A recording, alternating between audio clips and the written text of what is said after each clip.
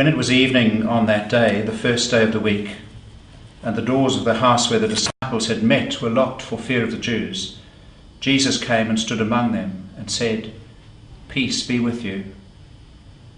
After he said this, he showed them his hands and his side. Then the disciples rejoiced when they saw the Lord. And Jesus said to them again, "Peace be with you. As the Father has sent me, so I send you." When he had said this, he breathed on them and said to them, "Receive the Holy Spirit. If you forgive the sins of any, they are forgiven them. If you retain the sins of any, they are retained." Well, Raymond, this is the Gospel reading for this great festival of Pentecost to do with the Holy Spirit. A reading, of course, which we have read a couple of times actually in the last few weeks in the Easter season. I know you have lots of ideas on this passage. Do you want to kick off with some of them? That's right, okay. You always do have lots of ideas. Okay, well, Yeah. what strikes me is that in this Gospel, the disciples are not in great shape. The disciples aren't? No, they're not. They've locked themselves away in a room. And With good reason.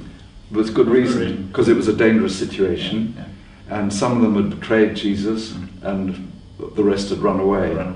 So this was the bunch that was sitting in this room. And Jesus appears to them, and the first thing that happens is this great offer of forgiveness. That, okay, all that happened, okay, you're afraid, but now you've got to move out from this room and you have a mission, just as I had a mission. It's a very gracious act of Jesus, isn't it? It's an extraordinary gracious act. Yeah.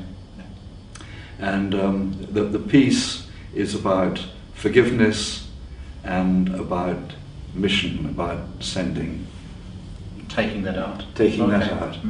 And treating other people as I've just treated you, with this sort of radical, extraordinary, empowering forgiveness. So they have to put into practice, we have to put into practice what Jesus is doing for them. That's the rest of that passage really, about forgiveness. Yeah. Receive your own forgiveness and take out the forgiveness of God to others. This is the big example, and then it has to find its way into everyday life. Yeah. And a story that I like very much about this is about the comedian Tony Hancock, who committed suicide in a Melbourne hotel.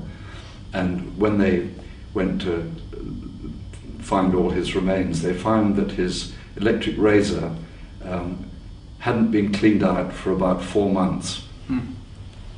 So the real forgiveness here is about how this happens, how you clean out your life all the time. That's a very graphic image that you're using. As one who uses or has used an electric razor, that piling up of all the stuff that should actually have been cleaned out. So, yeah, that's a very graphic metaphor. And what it's saying really poisoning you, really. It's poisoning you. That life doesn't work unless you do this for yourself on a day-to-day basis. And in your own family or whatever group, your working group, it's all going to grind to a halt unless people learn to forgive each other.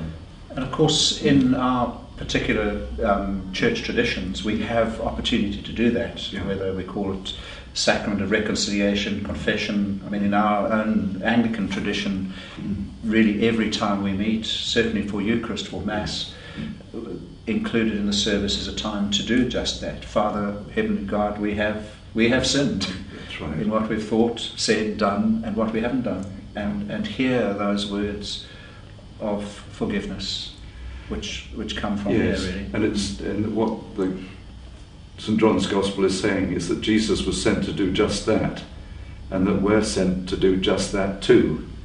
But there's a cost to it, because when he appears, the marks of the Passion are still on his body. Right.